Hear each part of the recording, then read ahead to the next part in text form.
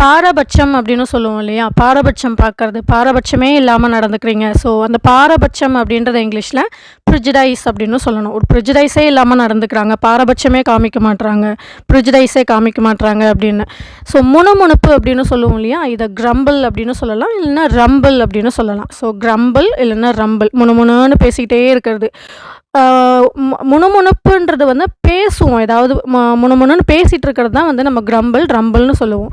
இதுவே உருமல் அப்படின்னு சொல்றோம்னா, அத கிரவுல் இல்லன்னா கிரண்ட் அப்படின்னு சொல்லணும். ஸோ, உருமல்னா சவுண்ட் குடுத்துட்டே இருக்கிறது. கிரவுல் பண்ணிட்டே இருக்கு. இல்லன்னா கிரண்ட் பண்ணிட்டே இருக்கு. ஓகே. நெக்ஸ்ட் தழுவுதல் அப்படின்னு சொல்லுவோம் இல்லையா? அதாவது வாரி அணைச்சு தழுவுறது அப்படின்னு சொல்லுவோம். ஒரு பாசத்தோட கட்டி அணைக்கிறது தான் வந்து தழுவுறது அப்படின்னு சொல்லுவோம். தழுவுதல் ஓகே அப்படின்றத நம்ம ஒரு பாசத்தோட கட்டி அணைக்கிறத தழுவுதல்னு சொல்லுவோம். இதை எம்ப்ரேஸ் அப்படின்னு சொல்லுவோம். பாசம், அன்பு அப்படின்னா வந்து அஃபெக்ஷன், லவ் இப்படியெல்லாம் சொல்லலாம். இது உங்களுக்கு தெரியும். But still